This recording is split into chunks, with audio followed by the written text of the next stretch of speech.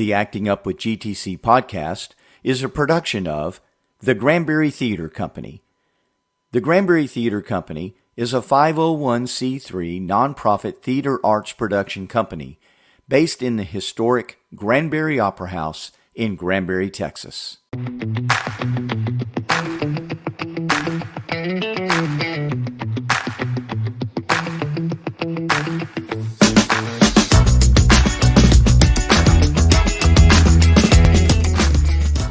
Welcome to Acting Up with GTC, the official podcast of the Granbury Theater Company, where we pull back the curtain and give you a behind-the-scenes look at everything happening at the historic Granbury Opera House. Well, all right, welcome to the Acting Up with GTC podcast. My name is Mickey Sharon. I'm Matt Boitner. And this is our... among other things. Oh, it's too big to fit in my mouth at once. That's okay. Oh, God. Okay. Stop it. You don't give me that. That's low-hanging fruit. Okay, this is the Acting Up with GTC podcast, and I am Mickey Sharon. That is Matt Boitner, and yes, you are witnessing Matt Boitner for now, count them, the second time of eating fruit off of his foot. There is a story here. Yes, Sour Strips is, and Sour Strips is not a sponsor, but they could be if they wanted to be. But Matt he insists on continuing to make bets that he loses. And the payoff, if he loses, is he eats some sort of fruit or candy off of his foot. One day you're going to have to do it. Yeah, one day I will. One day I'll lose a bet, but it hasn't happened yet. So what the bet was if you remember back earlier this year on one of our episodes, Matt made the bet. There is a song from the show that we're doing next year, Anything Goes. The song Anything Goes is in the movie Indiana Jones. And Matt bet that Jeff Metter, who is a huge Indiana Jones fan, okay, he bet that Jeff Metter would know that the song "Anything Goes" is in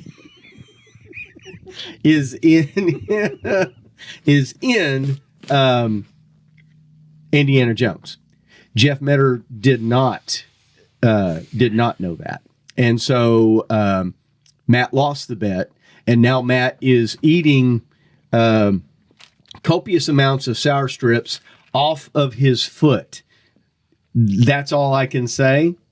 That's the only explanation we have. Happy New Year. Happy New Year, yes. So anyway, while Matt continues to force the rest of this glob of Sour Strip candy down, welcome to the episode, the most off the chain podcast probably you will ever watch. But we are so excited to have you with us today. This is our final episode of season 2.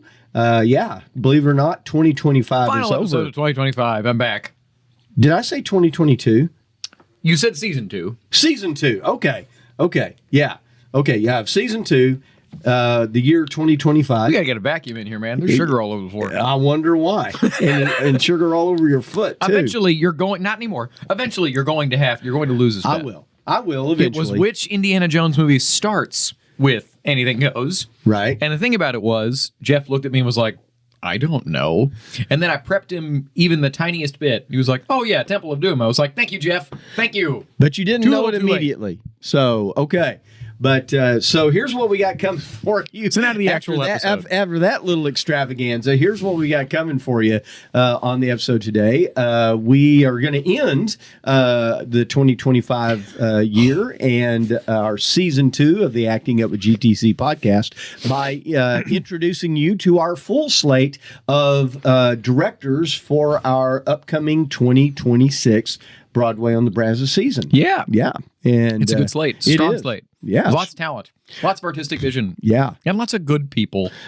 Very, very good people, and what I'm really most excited about, and you'll see as you meet them, as we bring them on the podcast, one at a time, is that a lot of young directors that have been around, even though they are young, they've been around a while, they've done a lot for us.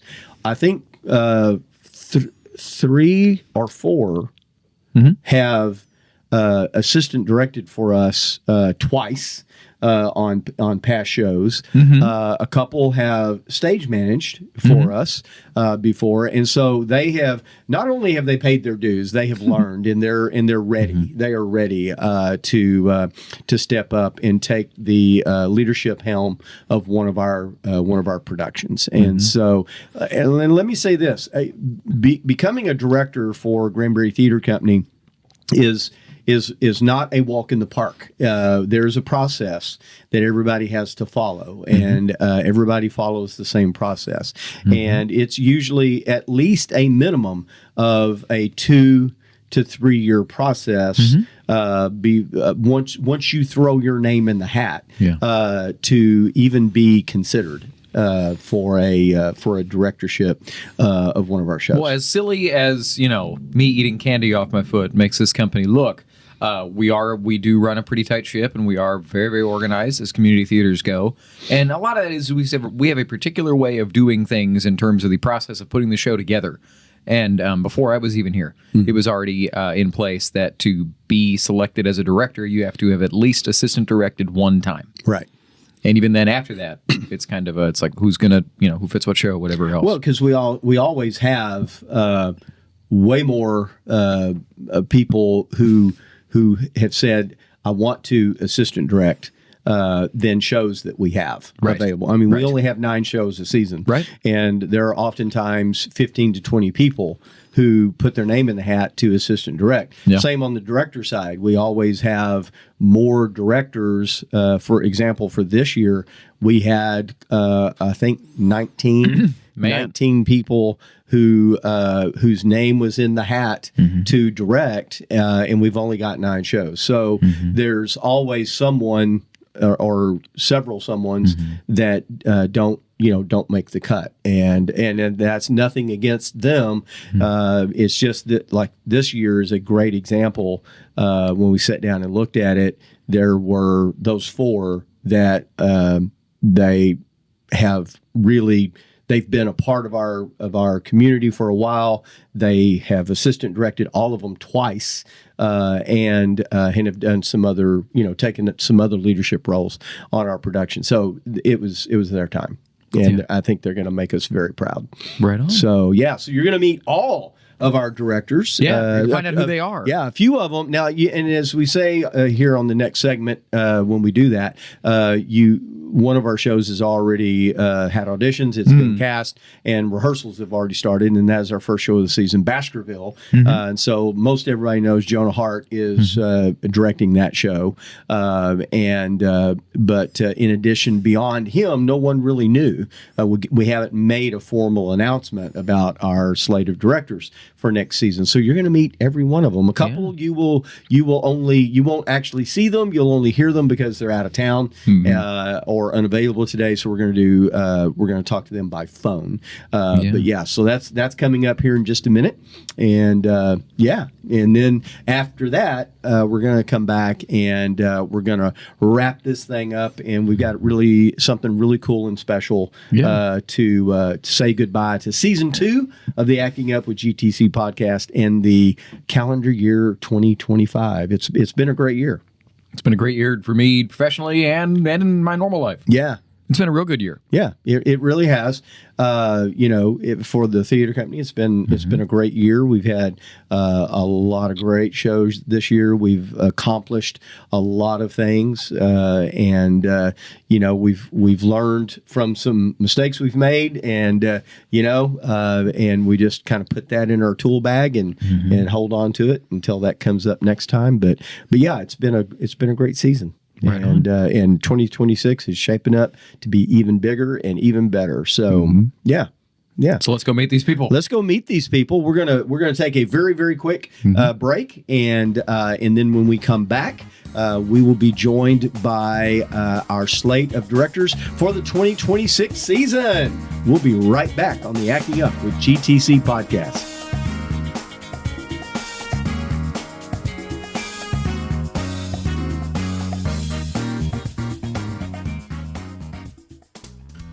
Hey, this is Mickey Sheeran, talking to you today about my buddy Joe Jones with 5P Roofing and Construction. 5P Roofing and Construction is your local roofing and general contracting company. They specialize in residential and commercial re-roofs and insurance claims. I've used Joe myself, and I could not recommend him more. Give Joe a call today at 817-608-7663 for a free quote. And be sure to tell Joe that you heard about it on the Acting Up with GTC podcast.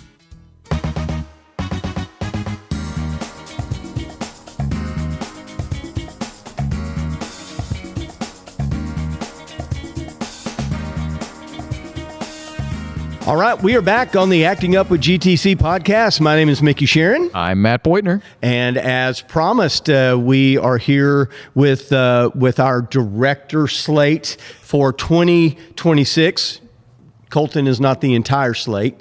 No. He's one of the slates. Yeah, surprise, man. We brought you on the show to tell you on record Everything is that you are directing every single show next year. Well, I won't be here next. That's not true. People will believe us, so we shouldn't say that. No. So yeah, we are taking this opportunity on our very last episode of 2025 to introduce our slate of directors for 2026. Of course, the first show has already had auditions in his cast and has already had a couple of rehearsals, and that is Jonah Hart directing Baskerville.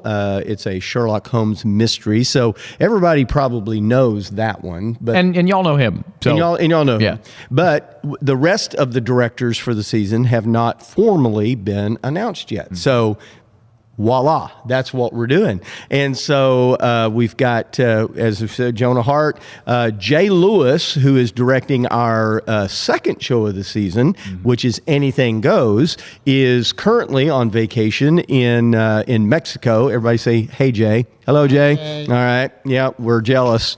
We hate you.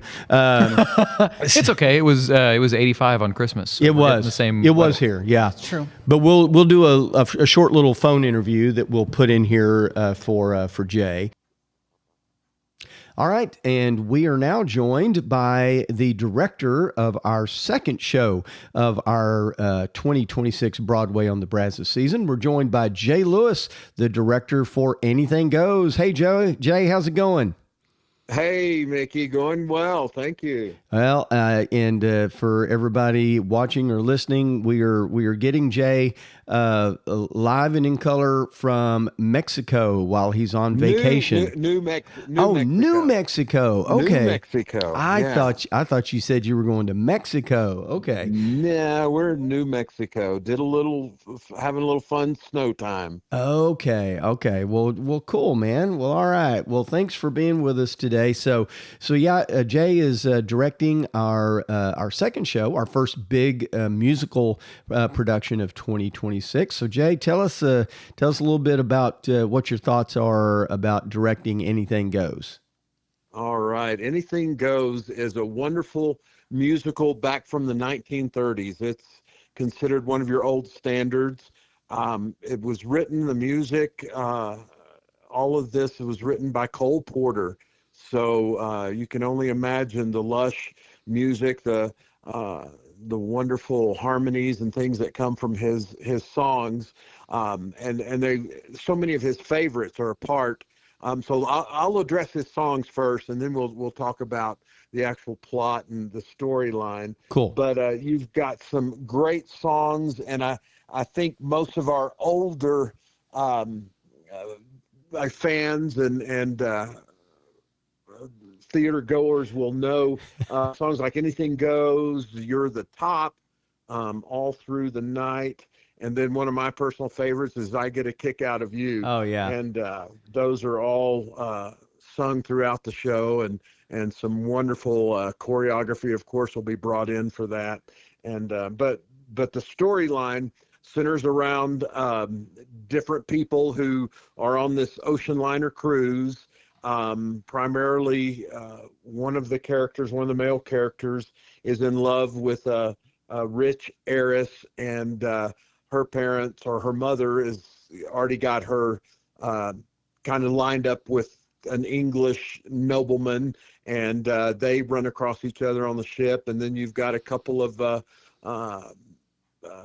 want to say mafia kind of crook type guys that are on there to make a buck, but they're definitely bring us the humor and a lot of comedy into the storyline. And then you've got supposedly a very well-known singer, Reno Sweeney, who is also on the ship. And it's just how all of these little characters interrelate and tell a fun story about basically love and really going after what your dreams are and succeeding with that. Sounds like your typical, golden age musical. Exactly. That's exactly what it is. That's exactly what it is. But it's a lot of it's a fun show. There's a lot of lighthearted comedy. There's some sweet romance and tons of really, really good dancing. I mean, if you're a tap, a fan of tap dancing, this is a big show for you and everything. But yeah, that combined with just the period music from Cole Porter, it's just a great show. It's something kind of unique in the music, and that's a part of this is there's a men's quartet. And if you're familiar with Music Man and the 4 city council guys who get together and form a quartet, the same kind of idea is used in this show, where some of the sailors that are on board form a quartet and have several numbers throughout the show, and can be almost the highlight of a show too. So that's fun. But you mentioned the tap dancing. That is definitely a big part of it, and we'll be looking for some, and I'm sure you'll let me talk about auditions here soon before you know it. Oh, absolutely. 100%. So, there'll be auditions coming up. Let's see. Next week. Yeah. Mickey, next week. That's and I don't know when this is airing, but that's the first week of January. Well, hopefully this is airing tomorrow. If I've got a lot of work to do tomorrow, but this is supposed to be an end of year episode, so you kind of need to post that at the end of the year. So I'm going to try to get it all edited and ready to load up to tomorrow and everything. Yeah, so people can hear about auditions that are happening next week. So yeah, we want everybody to turn out for those, and there's something about being I don't have any idea how many of your shows I've been in that you've directed, but always a J. Lewis show is always to be part of it. In the cast is always a fun experience. It's always a fun ride, and you just have a great time. You always seem to pick really great casts that just gel and mesh well together. But from a patron standpoint, watching the show, a J. Lewis show is always well done and well presented. So it's whether you're in the show or you're watching the show, you're going to have a good experience. So thank you. Yeah. By the way, this will be my 11th show to direct for you guys. Wow. Granbury Theater. Crazy. And I know it is. The last one having been Bonnie and Clyde. Right. So definitely anxious to get on board and get this rolling, especially first thing in the new year. It's going to be quite exciting. Going to hit the ground running as soon as you get back from Mexico. That's right. Yeah. New Mexico. Oh, man, I don't know how I got Mexico out of that, but so when you get home from New Mexico, we're going to hit the ground running. So, well, Jay, listen, Absolutely. buddy, I've kept you long enough. I want you to get back to your vacation, and but thanks for hopping on with us for just a few minutes for this this episode. We appreciate it. Absolutely. Happy New Year if I don't talk to you tomorrow. And we will see you next week. Sounds great. Thanks, Thank Jay. you, Mickey. All right. Bye-bye. All right. Bye-bye. But our number 3 show of next season is Drowsy Chaperone. Yes. And our wonderful director for Drowsy Chaperone next season is going to be none other than Colton Lively. I'm so excited. Yay. We need all kinds of canned applause there. Everybody clap. Yeah. Thank you. Thank you, our studio audience. Student audience. Studio But yeah. audience. Yeah. Okay, so you're going to be directing Drowsy Chaperone. I am, and I'm so excited. All right. I know this is the first time, that I'll be kind of like at the head of the ship, and I'm so excited, and I'm super nervous, and I'm a little scared, but it's all gonna be great, and I'm so happy about it. Yeah. So what's your take on on Drowsy Chaperone? What's your big plans for the show? I'm not gonna change really anything. I love it the way it is. It's printed and out for a reason, and I think it's brilliant, and it's comedy brilliancy, and it's right up my alley and my sort of comedy. So don't fix it if it's not broke. Right on. I love that. I love that mentality. Yes. Just as I do, I add rhinestones. Just embellish. There you go. Yeah. A little curl here. Exactly. Little spritz there. Absolutely. Yeah. So tell everybody a little bit about, just very quickly who you are. Most people know you from the stage here, but people may not know that you're always here. I mean, Always. you are literally just about Hiding always in the here. dark. Yeah. So tell everybody a little bit about who you are and what you do. I am the hair and makeup designer and wardrobe supervisor for all of the main stage and Theater Academy productions here at GTC. So if I'm not on stage, I'm backstage somewhere Yep. doing something. You're lurking about somewhere. Yes, Sometimes literally lurking. literally. Squeezing somewhere. And this is your first time to direct here. You've assistant directed a couple of times. I did Yeah. Sound of Music. Sound of Music and Noises Off. That's the one. And Was there another one? no, that's it. Yeah, That's yeah. all. Yeah. And I'm really nervous and I'm really excited. It's going to be great. And have you ever directed anywhere else? Not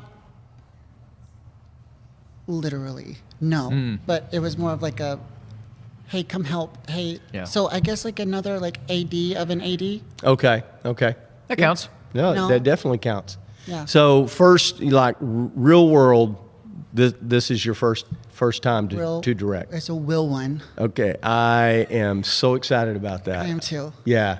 Well, it's going to be great. We can't wait to see. Of course, we do episodes on every single show that we have. So we'll be obviously bringing you back and talking more detail about what your plans are for Drowsy Chaperone. But I will say it is one of my favorite musicals. I fell in love with it. Yeah, it is. There's absolutely nothing not to love about that show. It's Absolutely not. It's sweet. There's something in it for everyone. Yeah, yeah. Good music. It's funny. It has some really sweet parts and everything. So yeah, it's. I expect it to be one of our most popular shows next year. I hope so. Yeah. All right. Well, Colton Lively, director for Drowsy Chaperone. Okay, we got this really super Ready for this? technical, Really fancy. Don't leave it. Don't leave it. transition No, I'm gonna keep it. between our directors, and here it goes. Are you Who's coming ready? up next? Huh? Coming up next, that's going to be, let's see, show number 4. Who is that? Is that me? Oh, that's me. That's an easy transition. That's me. Okay. All right, so you're going to determine how long we're going to run the transition. All right. bit. So here we go. Ready? Do I? Uh-huh. Yeah. I guess yeah. you just leave. No, Once we you start. have to do it, and while you're doing it, you get up and leave. That's the transition. Okay, so next director. All right. 3, 2, 1. And he's here. You don't All right. subscribe for the production value. No. Subscribe for the people. Well, maybe you do. And But that's so Mickey, yeah. directing. This is show number 4. Show number 4 Which of the is- 2026 season. which is To Kill a Mockingbird. To Kill a Mockingbird. You are directing this show. I am. It's Mickey Sheeran, none other. Man, I'm so excited. I know how much you love this story. Tell them, how much do you love this story? Well, this story is literally almost part of my entire, it's kind of part of my DNA. It's part of my entire life. Watched the movie for the first time when I was like 6. It was one of my mom's favorite movies. Every time it came on, even if it was on, cable TV at 2:00 in the morning, she would let me stay up and we would watch it. I read the book for the first time when I was in 6th grade, and have read it at least once a year, every year since I was in 6th grade. And then have done the play that we're doing. I've done it twice.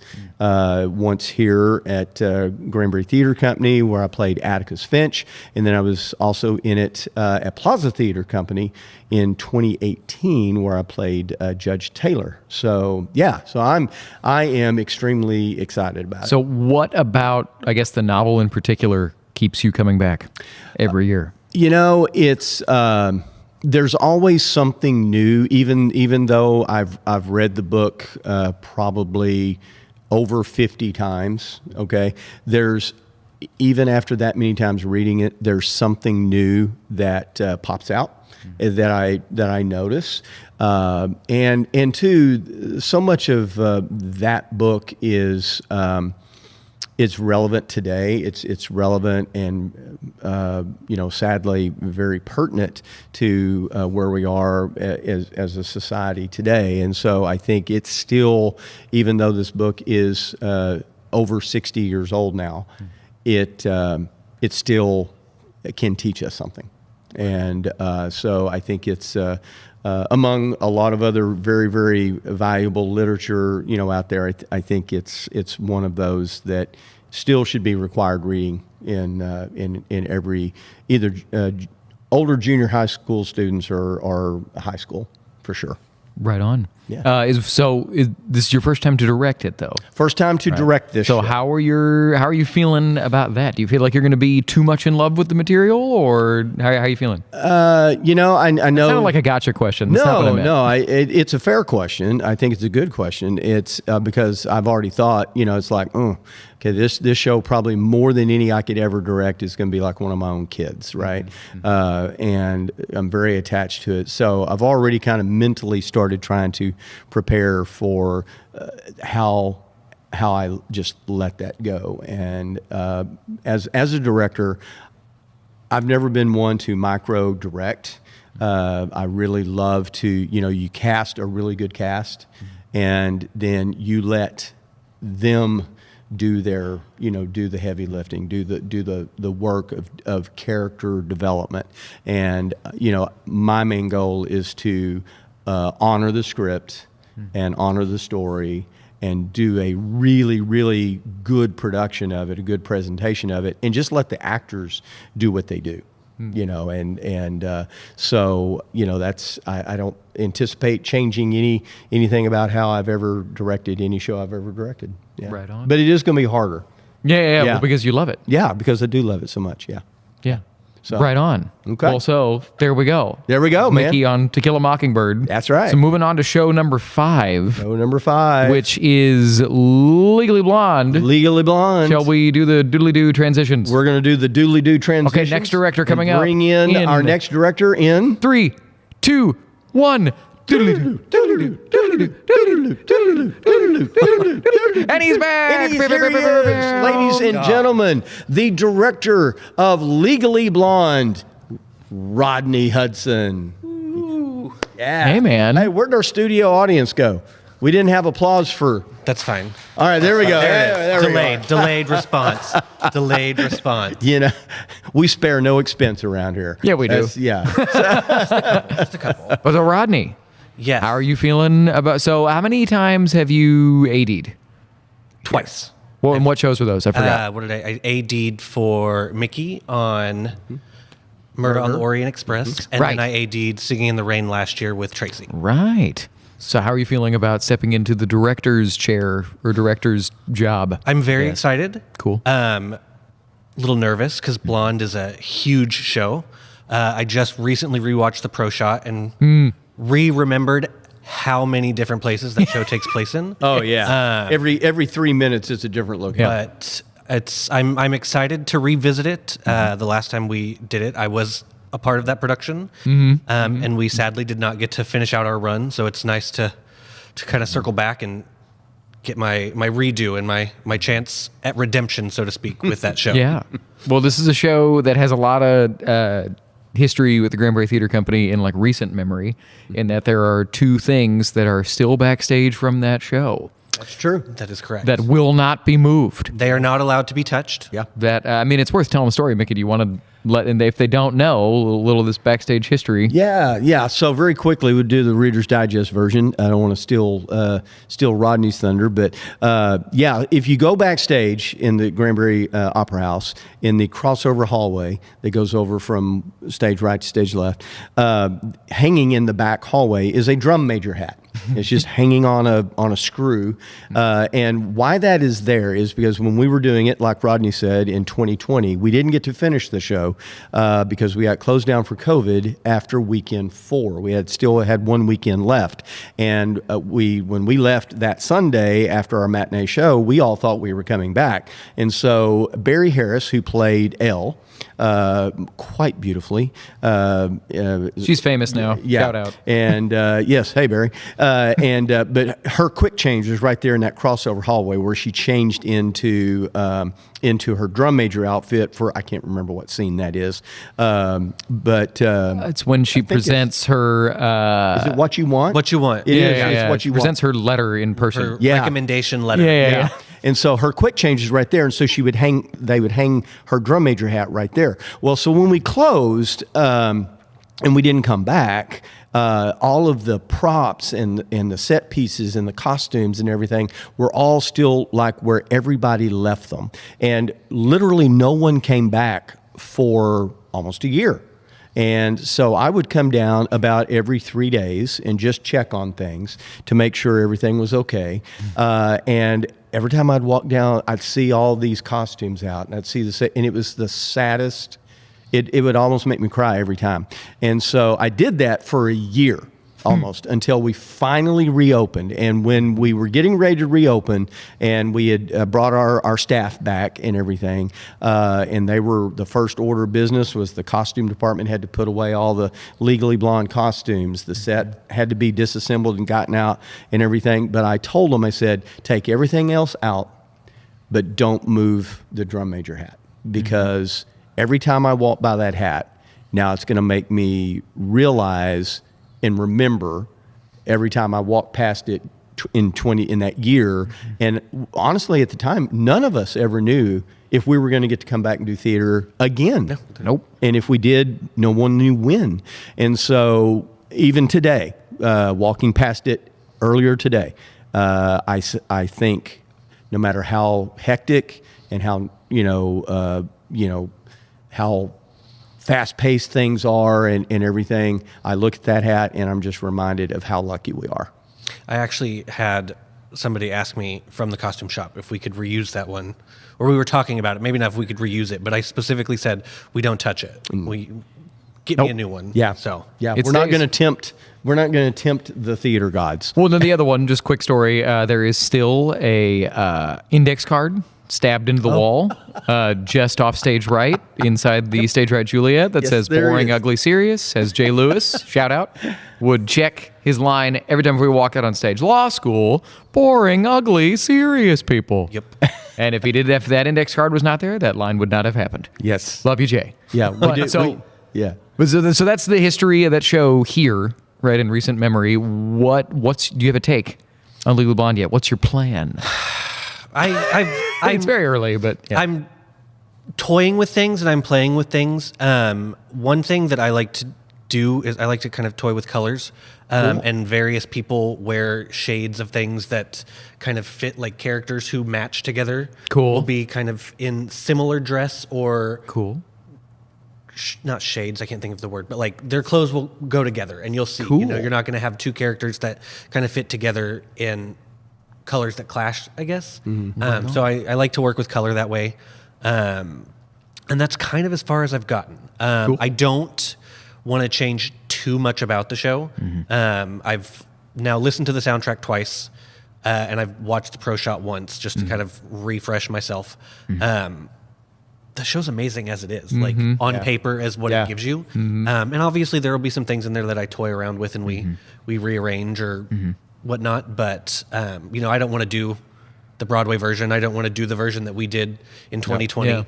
I want to put my own stamp on it, but there'll be some tweaks. I just haven't quite figured out what they are yet. Yeah. So Well, we're still a ways out from. we are. I've got plenty of time to really iron that out. So Yeah. Yeah, and as I said, told to Colton, we'll have you back, and we'll dive in a little bit deeper into your vision for the show and everything. Then, but congratulations! We're Thank excited you. that we're going to be your first time in the directorial chair. I'm very excited, and it's nice to be doing it with the support I know that I have. So Absolutely. Yeah. All right. Cool. All right. Well, we're going to do. So- Don't move yet. We got to do our transition. So coming up next is Poppins. It is Poppins. I wonder who's doing that. I wonder who. Interesting. Yeah. Well, let's. You know what? It's a mystery. Let's find out in 3, 2, 1. And the transition's over because And we are back with the director of Mary Poppins, me. Matt Beutner. Yeah. Yes, it is me. Yes. Lord help us all. Okay. This will be my second time directing the main stage show at the same time as summer camp. So Don't forget, you asked for it. Oh, I did. And Yeah. so watchers, just take a look at what I look like right now. And remember and compare this to how I will look in July, particularly late July, early August of next year. There will be less hair and more gray in the beard. Yeah. And deeper lines under my eyes. And I'll probably be walking around like this. He's very. But, he is an actor, so he's very dramatic. I will try not to be, but no, it's going to be so fun. I am so excited. It's a great show. It really is. We have not done this show now. By the time we do it in summer of next year, will be 11 years. Because the last time we did it was Christmas of 2015. Wow. Yeah. Yeah, Wild. It's been a hot minute. And a lot of people still remember that show from when we did it in 2015 and loved the production then. Yeah. But it is such a great show. And we have had the junior version Yeah, that pretty the recently. Academy did just, a couple of summers ago? Summer 22? Either 22 or 23. I think it's summer 23. Summer 23. Yeah. That's it. Yep. So the story, I mean, it has been on our Yeah. stage, but the full main stage show is what we're doing next summer. So what's your take on the show? What are you hoping to accomplish with that? To blow the roof off the Opera House.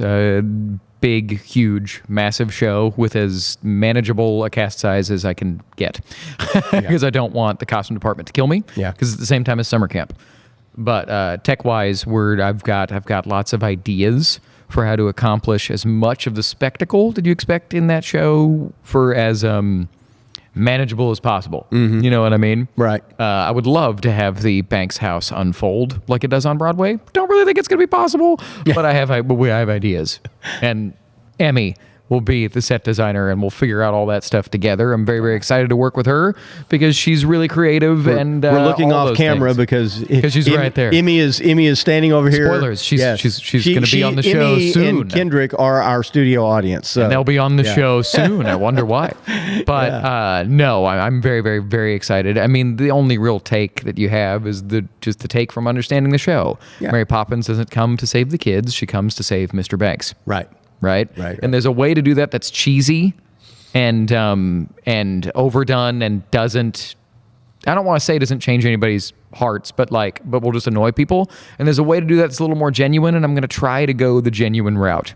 Okay. You know what I mean? And that's what I will say. That's my take. I want in a show that's really a cartoon, I want there to be real people having real complex real problems. relationships and While having fun and singing supercalifragilisticexpialidocious and all that types of nonsense. Yeah. It's going to be a really, really, really fun show. Yeah, it is one of those shows that has everything. It has iconic music, some amazing dance numbers. Step in Time is just has always been one of my favorite dance numbers of any Broadway show. Yeah. And got some great technical elements in it that we're not gonna divulge yet. But yep. Yeah, it's gonna be cool. There are fun things coming. All right, cool. Well, it's going to be great. Yeah. And all you kids out there that are listening that think you might be interested in auditioning, be watching for that sometime get late ready spring. To fight all of you for Michael and Jane. Yeah, there you go. All right. Well, so and people for Mary Poppins. You want to talk about one of the? Oh yeah. Oh, what an amazing role. Oh my gosh! And I'm forgetting the guy. Dick Van Dyke. I forget his name. Oh. Thank you. And Bert. Whatever, man. I know the show, but I forgot. I was going to call him Brock. Brock. That's not his name. That's a very updated name. Yeah. Yeah, I know. I Muppeted. Whatever. Yeah, Anywho. he's got his Muppet the point is, arms. there's great roles in that show. Oh, absolutely. And, I'd come fight for these parts. Yeah. It's going to be a great one. Yeah. But okay, so moving to the next one, which is... Footloose. No. It's not. Is it Footloose? Yeah, it's Footloose. It is Footloose. Yes. Let me check and make sure. We're flying without instruments here, so yeah. Let me check the. It is. It's Footloose. All right, so that's gonna be Garrett Hollowell. Yeah. And Garrett was not able to make it into town today. Do we want to throw it to a phone interview just in case? We are. Let's do our. So this will be an actual transition. And we're going with our Wayne's to World have a phone interview with Garrett Hollowell at the end of this transition. Ready? In 1, 2, 3. All right, we are now joined by Garrett Hollowell, the director of our next show up on the 2026 Broadway and the Brazos season, Footloose. Garrett, how's it going, man? I am doing well, Mickey. I'm doing very well. Great. Well, Merry Christmas and Happy New Year to you and to your family. And hope you guys have had a great holiday season. And we're just bringing all of our directors for our 2026 Broadway season on the episode today to kind of introduce them and let everybody know who's directing what. And so, we are very excited for you to be directing Footloose. That is one of our big summer shows this coming summer for 2026. So, what are your thoughts about that, man? I am very excited to be directing Footloose this season, Mickey. I have had a little bit of time to look over the script and kind of get familiar with the musical. Of course, everybody knows the movie, the Kevin Bacon classic. And I have had a chance to kind of glimpse through, and one of my favorite things about the script is when it says the time, it says right now. And so kind of my big concept at the moment, and as I prepare everything for it, is we think about the 80s whenever we think about the show, and I really want to bring it into the right now that the script asks us to bring it into, and take kind of a familiar story and familiar songs and familiar atmosphere and make it feel modern and like a show that lives in our current time, but can also welcome the audience in, and they can feel that comfort that they expect from Footloose when they hear that song start at the very beginning. We all know that riff. Yeah. I want the audience to kind of feel a warm hug and go, okay, cool, we're here, but to give them something new and exciting with this show, so they don't feel like they're going to see the same Footloose that maybe they've seen before at another theater or even when they watch the movie, but that they get to experience the story in a new way. Right. Cool, man. That sounds exciting. And of course, I know we're probably 7 months out from from all of that being being up on the docket, but it's so I know you've had being a high school theater teacher, you probably haven't had much time to put a lot of thought into it, but it sounds like you've had some chances to go over the script and everything and kind of start devising a vision and everything. And you have now you are now a second time. This will be your second time to direct for Granbury Theater Company. You directed a show on this season, correct?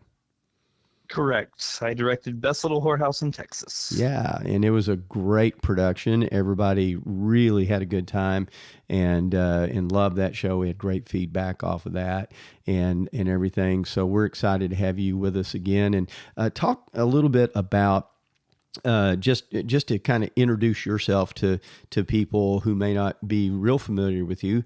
Tell us a little bit about yourself. What you do.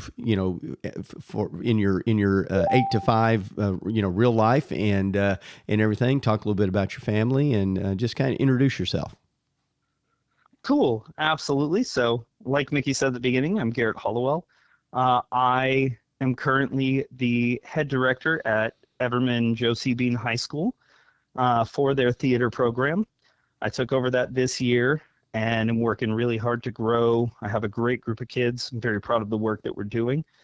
And when I'm not doing that, I'm either at home with my wife, Allie, and my children, Kyber and Emery, or I'm at a rehearsal for a show that I'm directing or that I'm in.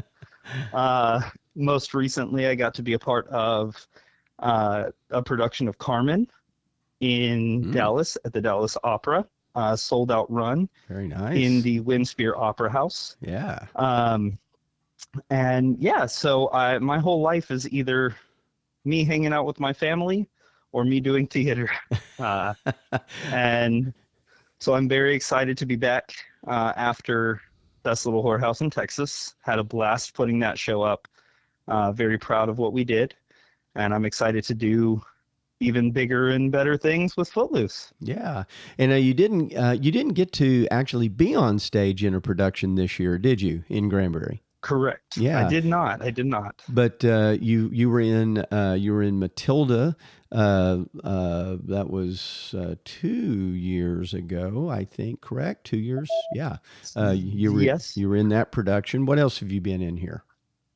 I was action in West Side Story right. A few seasons ago. I had the privilege of being a swing in Sister Act, and I got to play a couple of different roles in that show. Right.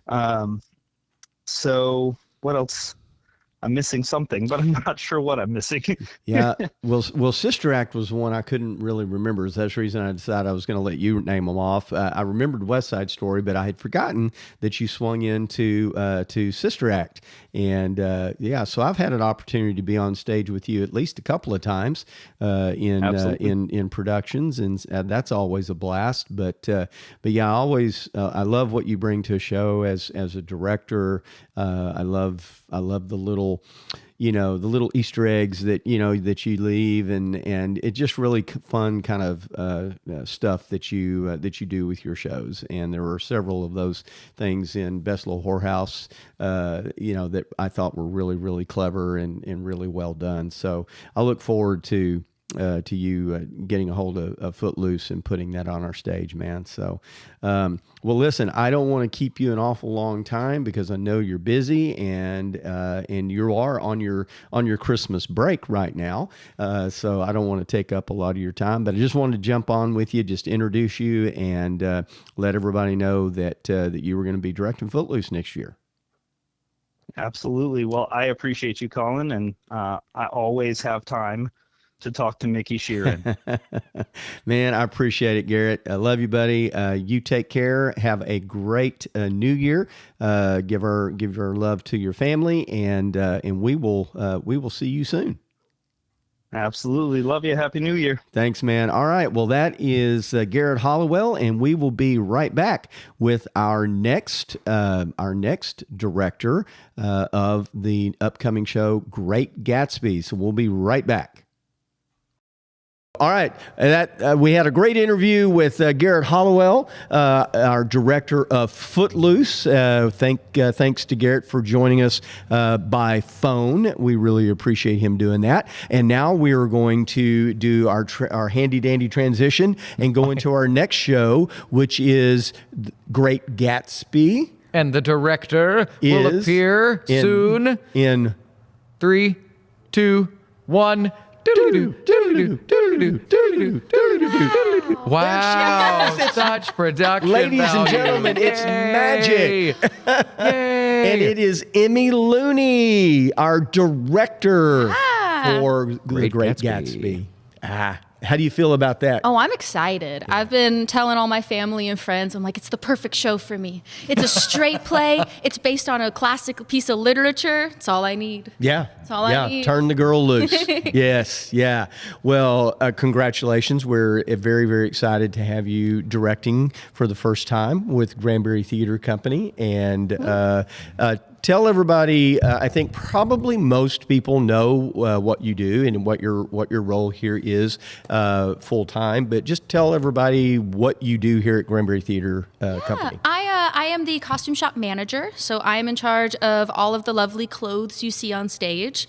Sometimes I design them and I get to put together all the outfits I love. Sometimes I'm just managing and I'm looking at the designer going, okay, if you want this, we have to do it by this day or we can't get it done. Yeah. But yeah, I manage a really great group of kiddos who are very creative and very, very talented and very fun. We have a good time. Yeah, you do. But you are a very, for the age that you all are, you are just the epitome of professional, and you do such great work. I'll pass that and along. we hear it all the time. I mean, we hear it all, just like, oh my gosh, where do y'all get your costumes? And it's like, well, here. Yeah. I mean, we have our own people, and they do a fabulous job. Yeah, no, I think everybody in the shop is just everybody's very dedicated to their job. Totally. My biggest complaint with them is they finish the tasks I give them too quickly. Yeah. And what a problem to have in a workplace. 100%. You finish my work too good and too fast. What am I going to do? Oh no. Well, talk a little bit about the show Gatsby and what you're kind of at this very early date. Obviously, lots of things can change between now and then. But what are you thinking in your mind as how to bring Gatsby to the stage? Yeah, I think I've been rereading the book recently because it's a classic piece of literature, and I love old books. And I think some of the themes within that book that I really want to push and I want to have the audience take away that message is, I think such a big part of this book is obsession. It's the fine line between love and obsession, and at the end of the day, the corruption of the American dream. And I think that specifically is very telling, where we are right now. Yeah. We're seeing a lot of things that are confusing and hard to deal with. And this book was written just before the Great Depression. Right. So you can really see these themes of class inequality, and some people are so rich and some people have nothing. You start seeing it slip into it. So I'm really excited to be playing around with the themes of that, because I feel like when you hear about Great Gatsby, you think of, big parties and a champagne pyramid, and we're just boogieing and jewels all fountains. night. And I'm like, that's just not the message. Oh, no. Yeah. Oh, no. Yeah, that may be one element of the story, but that's not the message. And I feel like that was very important. In reading the story, you can see F. Scott Fitzgerald, showing that duality of it's so beautiful and elegant, and it's excess and it's gluttonous, and how could we be falling into that when there is so much other people suffering in the world? Right. And I'm really interested. Well, and it's now because it is a heavy work. I mean, the message is kind of a heavy message, but there's a lot of lightheartedness built into, even in spite of the message, which might be a little bit heavier, but there's a lot of to like and to love about this show. There's a lot of fun. I think the characters have a lot of the characters in this story have a very fine line of who you initially see, Daisy Buchanan. You look at her and she is this young, beautiful woman, has the best house in the neighborhood, has everything correct. And then you start looking into her character a little bit more, and she talks about how she's so sad. Yeah. She has something I really appreciated. In the script, there was a monologue in the book that Daisy gives right at the beginning where she's talking to Nick, and she's like, oh, life has been really hard for me. I had a daughter, and my first thought when I looked at my daughter was, I hope she's stupid, because it's so much easier to be dumb in this world. And they, in the script, almost verbatim copied that monologue over, and I was so excited because I think that that's a lot of fun meat for an actor to like sink their teeth 100%, into. yeah. You know? Yeah, it's a very good adaptation for the stage from the novel. So I think it's going to be a really well-received show next year. I hope so. And I think we have the absolute perfect person 100%. plugged into that. Yeah, you're going to do a killer job. Thank you. I'm very with that show. excited. Yeah, and we'll obviously have you back as we move on through next season and we get closer to your show. We'll have you back and we'll talk in greater depth about what your plans for The Great Gatsby are. Ooh. Yeah. All right. So what do we got coming up next, Beutner? Our last show, Yeah. Holiday Inn. And the director is making their way upstairs right now. Yes, but he's waiting for our highly For technical, highly transition. technical, highly silly, this is the last time we're going to do this. Yeah. Okay. And switching out directors in 3, 2, 1. Hurry up! Yeah, hurry up! Don't make us. You've seen us do it how many times before this moment? Bye, Abby. Not ready for primetime players. Okay. Yes, he Sorry is. about it. That's He's always quite ready all right. for primetime players because Yeah. our director for Holiday Inn is Mr. Kendrick Booth. Hey, okay, we've lost our studio audience, so I'm clapping. Yeah. All right. Yeah. Hey, man. So it's been several times, but for the people that don't know at home, what all shows have you assistant directed? I've assisted directed Joseph and the Amazing Technicolor Dreamcoat and Oklahoma for us. Right on. Yeah. Right on. And this is not the first time you will have directed adults. No, I'm actually directing Steel Magnolias right now. Right. That is the first time I've directed Yeah. adults. And where's that by at? myself. Second Star Theater. Cool. Company. It was me trying to get Yeah. you a shameless Yeah. plug. Yeah. For what's happening right now. And you Right got on. a great cast for that Oh, show, by the wonderful way. cast. I can't wait to Beautiful see it. cast. So if you're watching this, this will drop, tomorrow, hopefully. Yeah. If I can get all the work done tomorrow, since it is a year-end episode, it needs to happen at the end of the year. But y'all's show, Steel Magnolias, opens in Weatherford January 9th. January 9th. And so, right around the get corner. over to Weatherford and see Steel Magnolias. Yeah.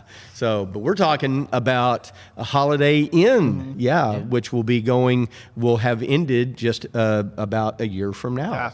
Yeah. So tell us a little bit about your ideas for Holiday Inn. I would love to just the story is such a fun story of just going through the holidays and just it's about this dude that was an actor, but he wants to live on a farm. And he meets this girl. Do they fall in love? Who knows? Yes. They do fall in love. But he's running this. It's very, very similar to White Christmas, but it is a very different story. The vibe is the same, but they're open during the holidays and they're performing. It's just a fun, perfect way to spend your holiday season. Fun, family-friendly, wholesome show. Yep. Love it. Yeah. Well, and so how are you feeling about the first musical that you're going to direct as the director? I am so excited. I love me some musicals. They're just so fun to sink my teeth into. I love putting movement to music and finding all the good acting moments that are written into music and pulling those out for people to see and what it has for us.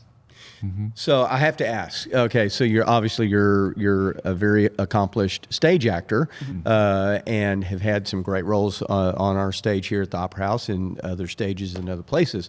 So what are you? This being the first time you've directed here, but you have directed now, as you said, other places. So what's the biggest difference in approaching a show as an actor as opposed to approaching it as a director? You're looking at it from every single angle imaginable. and it's daunting at times, but it's really, really fun because you get to work different parts of your brain that you don't work as an actor, because when you're following one track, it's so much easier to just follow your own track and worry about yourself.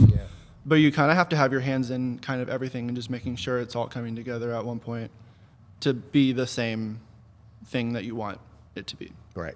Yes. Oh, Right on. yeah. I thought Yeah. that was a very good answer. Yeah. Well, and we didn't talk about it, but this will be your second time directing adults as the main director. But how many kids shows have you directed?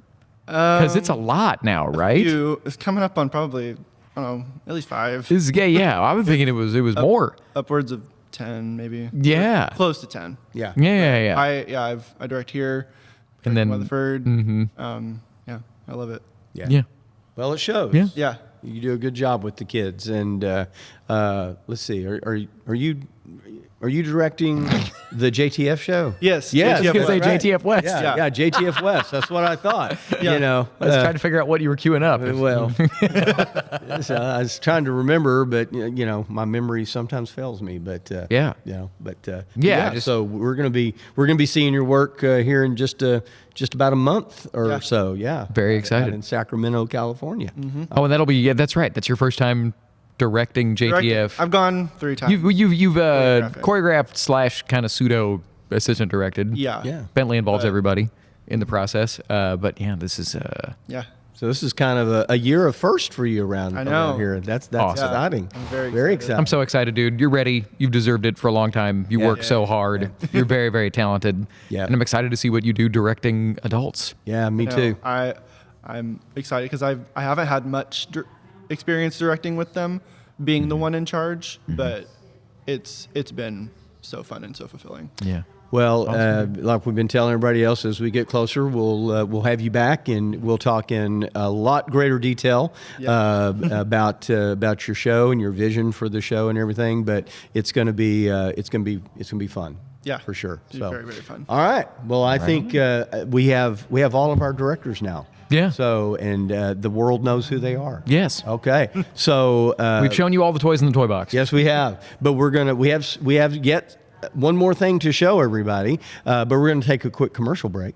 Oh, Yeah. okay. Yeah. Well, I don't know what it is, so I'll find out too. Well, of course you know what it is. You're just not thinking. It's the end of the year. Okay. Do you want me to? But we're not going to tell them yet. No. Okay. No. We're coming. We're going to take a quick commercial break, and then we're going to come back, and then we'll tell them. Okay. Okay. So let's do our transition out. Ready? I was joking. I didn't want to do it again. All right, fine. Kendrick, you have to do this one. Okay. And then we're all going to get up and leave. And then we're all going to get up and leave. But we're going to do our transition. But first, we'll be right back on the Acting Up with GTC podcast.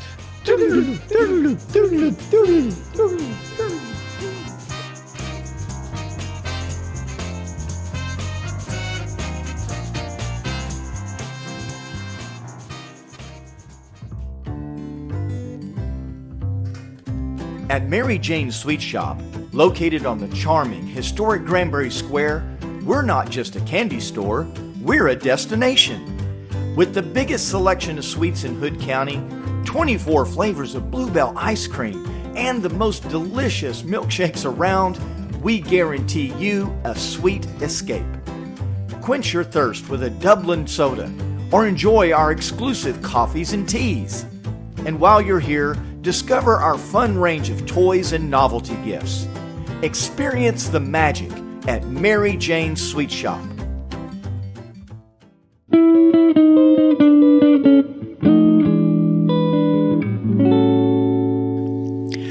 Well, all right. We are back on the Acting Up with GTC podcast. My name is Mickey Sharon. My name is Matt Beutner, and I have sugar sweats.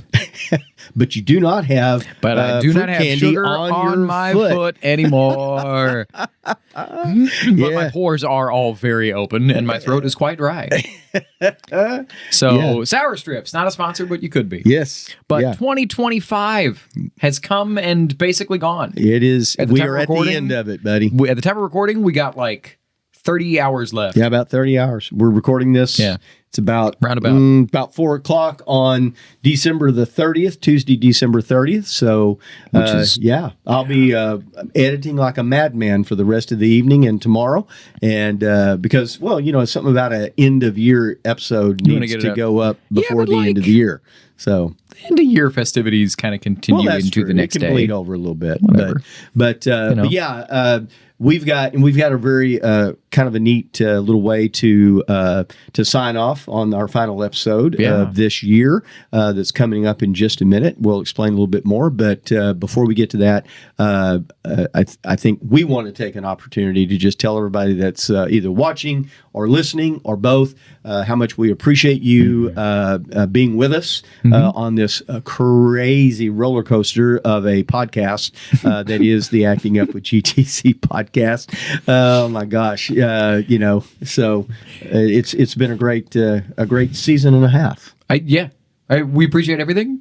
Give me ideas for a bet that Mickey can lose next year, so that he can be the candy eater. Yeah. I don't. It doesn't have. There can be a different bet. I just didn't have. I realized we were wrapping up the year, and I didn't have another idea for a silly thing to do, and so it's like, oh my gosh, I got it. There you go. Anyway, neither here nor there. Well, it's been a great year. It's been a great year and a half. Yeah. We're doing this podcast. It's so fun.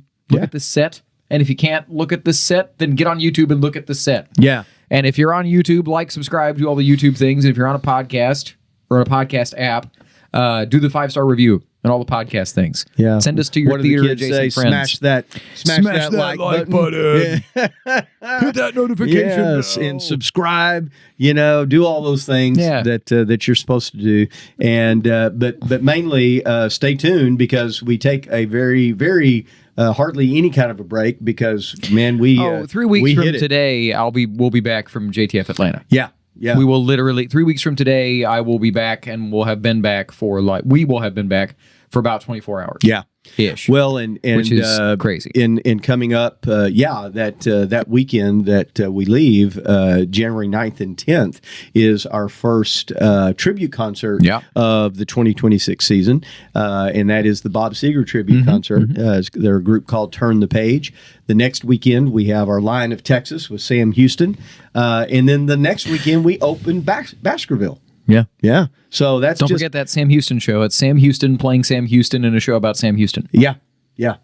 I just like saying it because it's fun. But then Baskerville is going to be a great time. Yeah. It'll be a fun, Strong fun cast, show. Funny, silly show. A five-person cast playing 40 different characters. So it's going to be fun. Yeah. But so that's just a short little teaser of what we got coming in January of 2026. So, but we are ready to back it on out of here and say goodbye to 2025. And as we sign off, we have a really special little thing put together by our uber talented buddy Wayne Trimble.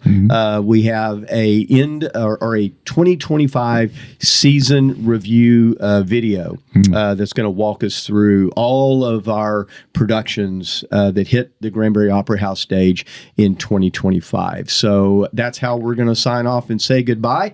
And until next year, I'm Mickey Sharon. I'm Matt Boitner, and we'll see you at the Opera House. Peace. Happy New Year. Happy New Year.